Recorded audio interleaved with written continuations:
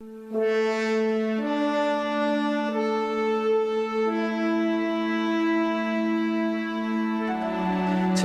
we remember Peter Jennings, the journalist, the leader, the American institution. Here in the South Vietnamese capital of Saigon. In Jackson, Mississippi, in the occupied West Bank. From St. Peter's Square in Vatican City. No one did it quite like Peter Jennings. 50 years in broadcasting, an enormous loss, an amazing legacy. From ABC News, this is World News Tonight with Peter Jennings. Good evening, I'm Charles Gibson. Peter Jennings once began this broadcast, his broadcast, by saying, "We have seen the news, and it is us." Tonight, the news is Peter. Would that it were not. Our friend and colleague, the anchor of this broadcast for 22 years, died last night. His was a courageous and relatively brief battle with lung cancer.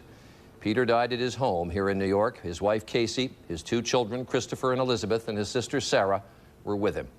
They told us today that it was remarkably peaceful at the end.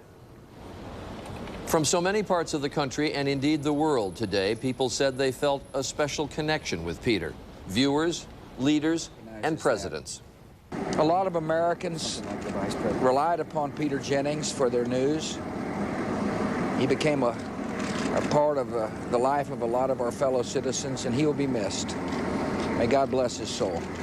Former President Clinton said that Peter had helped him understand the world. Every time I got a question, it was a question formed out of the experience of his whole life.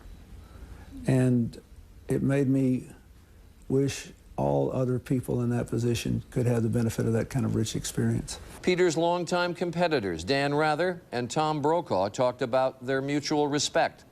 I think Peter had very exacting standards. He set the bar very high for ABC News, especially with international coverage. No one owned the Bosnia story quite the way that Peter did. I envied him that. He made a great personal commitment to that story, and it showed every night on the air. We were also friends, and I'll miss him. But I fear that the news and people who depended on Peter Jennings to bring them the news will miss him even more. People remembered Peter today in two parts of the world where he spent much of his career. Great Britain. Peter Jennings, ABC's news anchor, has died aged 67. And the Middle East. وكان جينينغز خلال سنوات عمله الطويلة. Rudy Giuliani, the mayor of New York during the 9/11 attacks, said that like all those watching that day, Peter was in pain over the destruction wreaked on his beloved city. But he soldiered on and did so with compassion and eloquence. Here at ABC News, we gathered this afternoon to remember the man who was such an inspiration for us. And as we know from the response today, so many of you. It is difficult for us to start talking about Peter in the past tense, but Peter was so many things. Talented, demanding, relentless, elegant, at times utterly brilliant. And I can tell you he would have groused that that last one is a bit over the top. And yes, long before he was officially an American, he had become an American institution. Good evening, everyone. We're going to begin tonight with... It was the program that he loved. Good evening. We begin tonight the program that he anchored by himself for 22 years. Each night he chronicled the events of our lives. But he was far more than just a news anchor. It could take a very long time before Kenatra resembles anything like its former self. He was the consummate reporter. This will count as one of the worst attacks since this war began. And what makes Sarajevo so angry at this point is that high overhead all morning, American fighter planes have been circling. Sarajevans wish those fighter planes would drive the Serbs from the gun positions which dominate this town. His final trips overseas to Iraq point up his extraordinary gifts as a foreign correspondent. When Saddam Hussein faced his accusers for the first time, Peter was one of only 3 reporters in the room.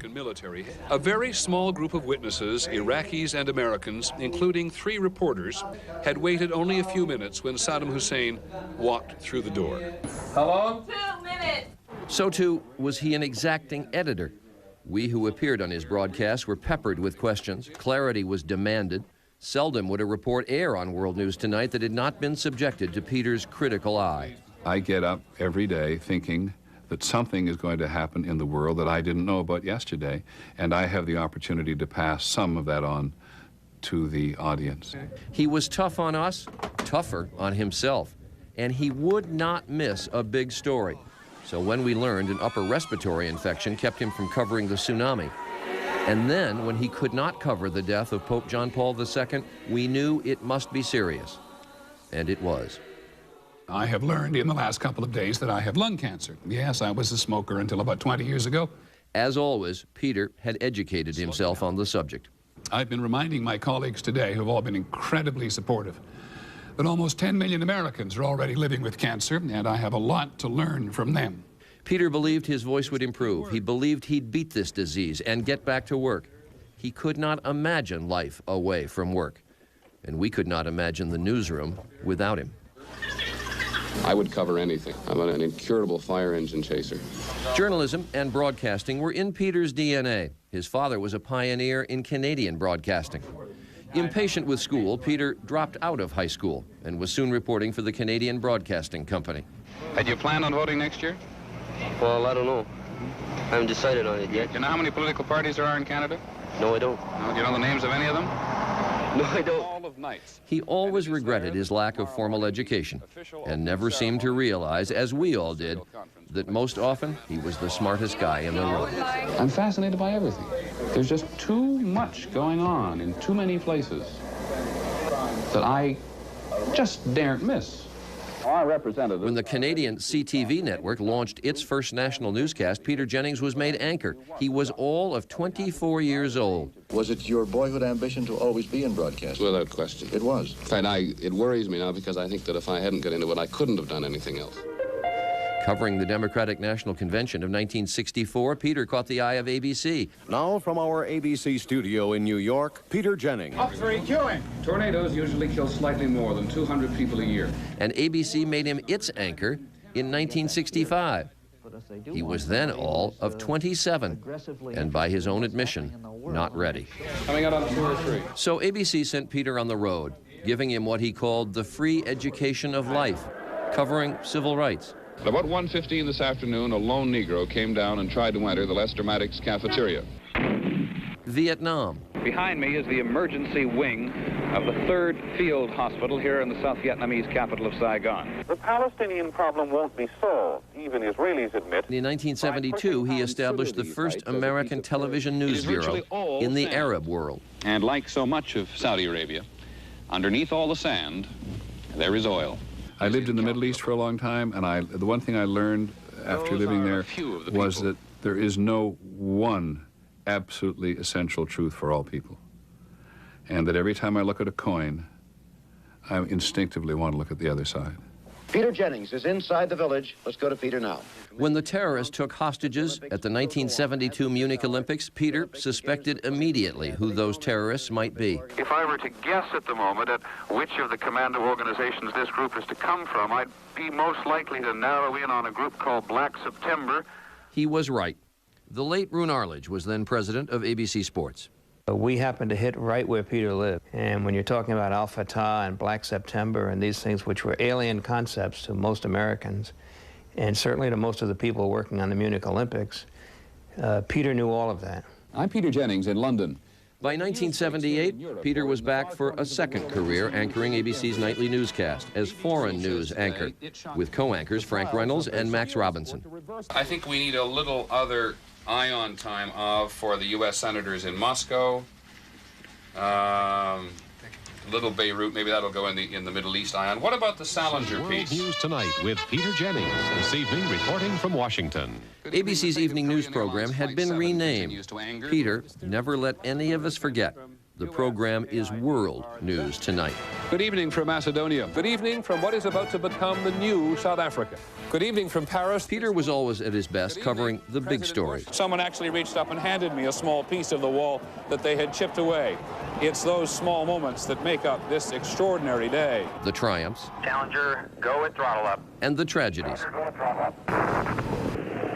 We are going to stay on the air until NASA tells us what it knows. Perhaps most memorable, his days of virtual non-stop broadcasting, taking us through the days of 9/11.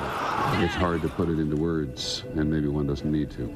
Both trade towers, where thousands of people work, on this day, Tuesday, have now been attacked and destroyed, with thousands of people either in them or in the immediate area adjacent to them. There is simply no way to accurately describe the emotion this evokes in people all over the world.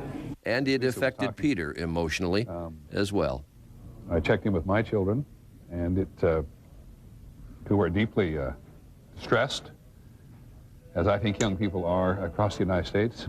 And so if you're a parent, you got a kid in some other part of the country, call them up. Live from around the world. And the symbolic events, as when Peter broadcast for 25 hours straight, welcoming in the new millennium. Happy New Year to you all across the country and across any other country that happens to be watching us. Those are the moments Peter shared with the nation, with his audience. What you didn't see much was his humor and his sense of fun, spoofing a stand-up. ABC News, Cairo. 112, eh? Do you want to do another what are you doing? Letting his hair down at a convention. Or going through one of the promotional announcements that were, well, they were not his favorite thing to do. On World News Tonight, we don't have the vaguest idea of what we're going to do, but we'll try to make it as interesting as we can. We'll use a lot of stock film, some of which you'll have seen before, but we'll try to run it backwards or sometimes just going the other way across the screen so that you will think you're getting something truly fresh. I hope you'll join us. That was long. That was long. That is the Peter Jennings we at ABC knew. The Peter Jennings who quietly became a U.S. citizen in 2003, adding it to his Canadian passport. He was giddy with excitement when he did so, wanting to show solidarity with those who had come through 9/11 and grateful to an adopted land that had given him so much. In his last broadcast 4 months ago, Peter's voice was failing. So was his body. He seemed surprised at how much news of his illness just revealed that day had affected everyone. Certainly it's been a long time, and I hope it goes without saying that a journalist who doesn't value deeply the audience's loyalty should be in another line of work. To be perfectly honest, I'm a little surprised at the kindness today from so many people. That's not intended as false modesty, but even I was taken aback by how far and how fast news travels.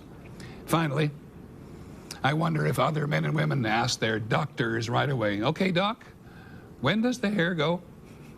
At any rate, that's it for now on World News Tonight. Have a good evening. I'm Peter Jennings. Thanks and good night. Peter's family last night said it best. He knew he had lived a good life. And we'll get to some of the other news today in a moment. Peter would argue we should have gotten to it sooner. Later, we'll talk about Peter's bond with children as our special broadcast continues with some of the music that Peter loved.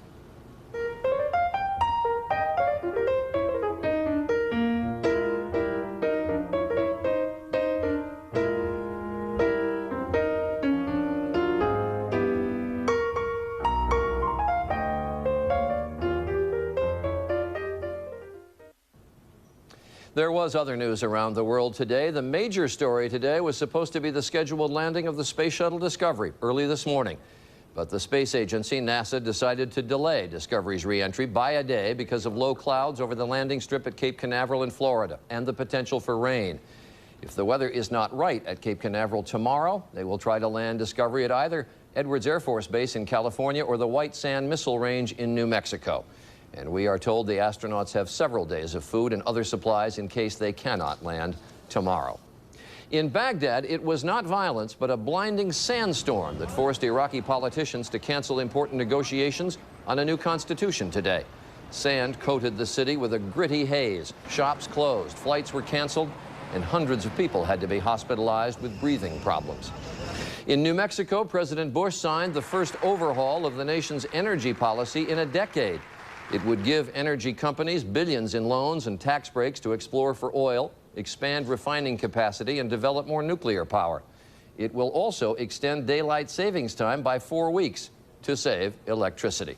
The bill's sponsors acknowledged it would have little impact on energy prices in the near future. Today, those prices hit new highs. The government said a gallon of gas now costs on average $2.37, up nearly 8 cents just this week. And oil prices briefly hit $64 a barrel before settling just below that, ending the day up $1.63. When we return, Peter Jennings remembered up close and personal from his colleagues here at ABC as our special broadcast continues.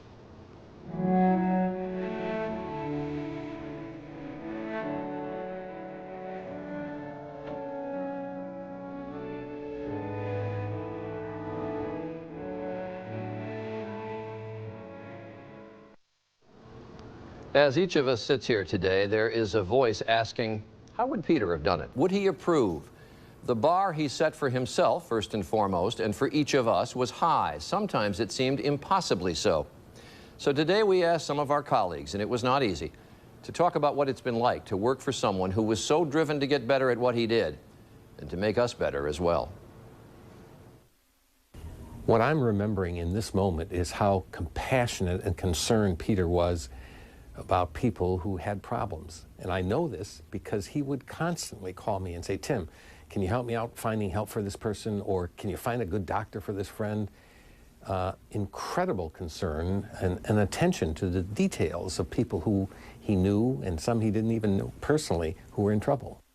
When I went into a war zone for the first time, which was Afghanistan, he called my parents to let them know I was okay.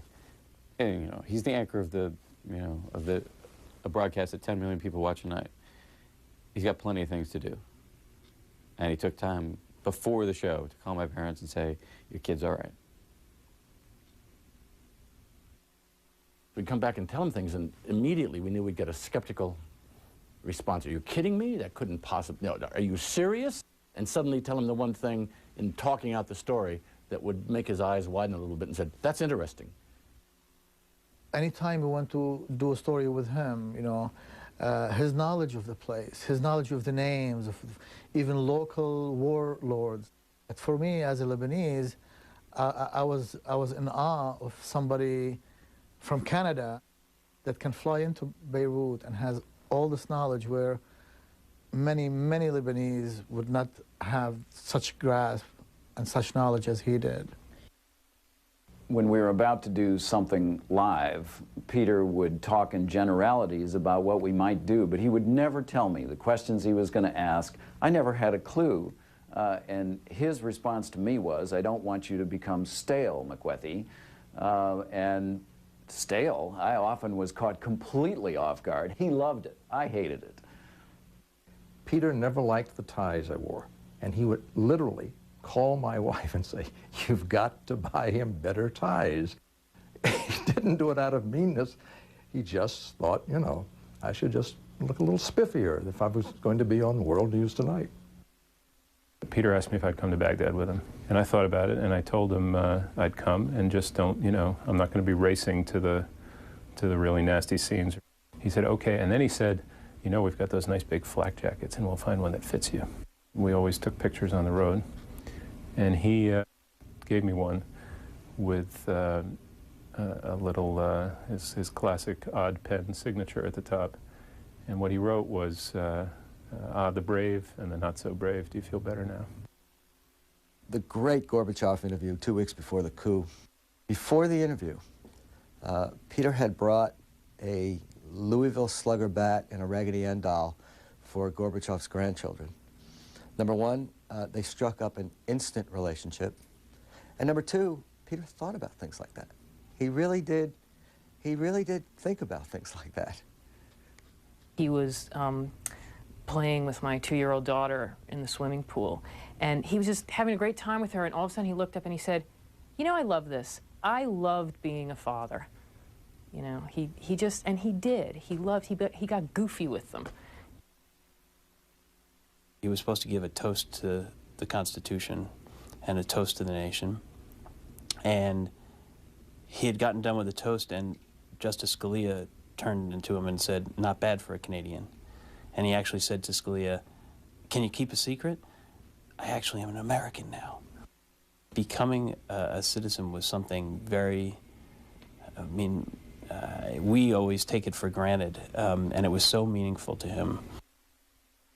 This is a pocket-sized U.S. Constitution, which Peter carried in his back pocket and became obsessed with the idea because Peter had such a romance with American history. And so we ordered about 100 of them. They're everywhere. They're in his car, they're in his briefcase, they're in his office, and in his back pocket. When we come back, Peter Jennings with some of his youngest fans, listening to the children.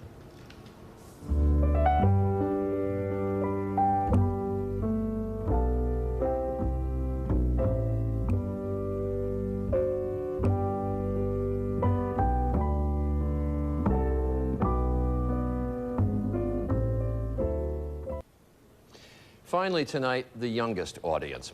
Former President Clinton went out of his way to tell us today that he always marveled at the remarkable rapport Peter Jennings had with children.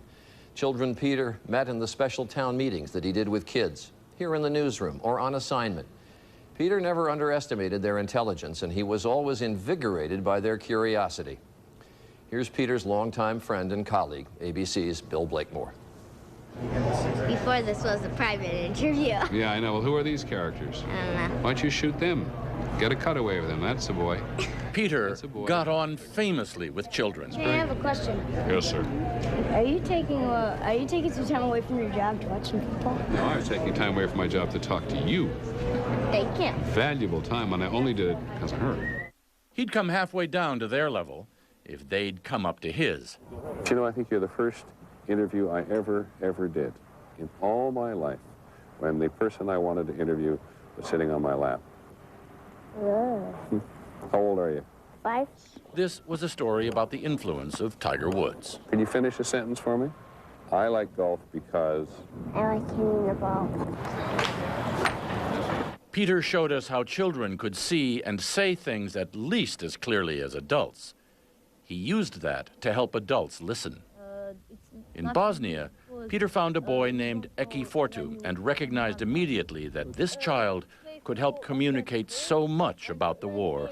What do your mother and father tell you what the future is going to be about? They don't talk about that. How come? They don't know what to say. They don't know what to tell you about the Yes. future. What do you think about the future? Would you always stay in Sarajevo?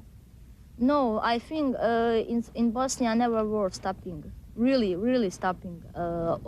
I think very much times this war will. And I think when I will bigger than now, maybe I go in America, maybe in England. We say sort of with conventional wisdom that children are really smart. Well, they are really smart. And they have seen and experienced what's happened in the country this week, and we want very much to know what's on their mind.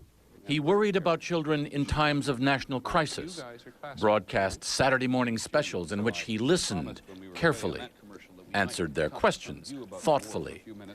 It helped us all reflect on what was happening. What's been bothering you most since the war began? Well, about all the people that died so far, and It's tough, isn't it? Every day. It's tough to be young and not understand sometimes what adults are doing. Yes, what's your name? Something in Peter's approach to children told them he really wanted to hear what they really thought. And they returned the compliment.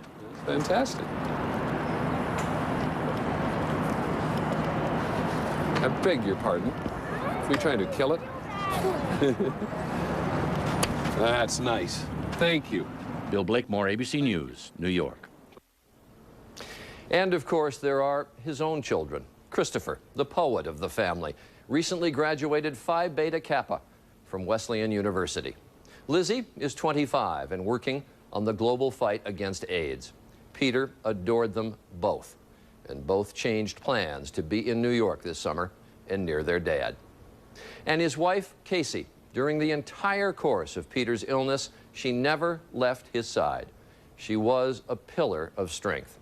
Together they were and are a very loving family. And that is our program for tonight. Behind me is what we refer to around here as Peter's chair, and we thought it only fitting that it remain empty at the end of tonight's broadcast. I'm Charles Gibson, speaking for all of us at ABC News. Peter, Godspeed.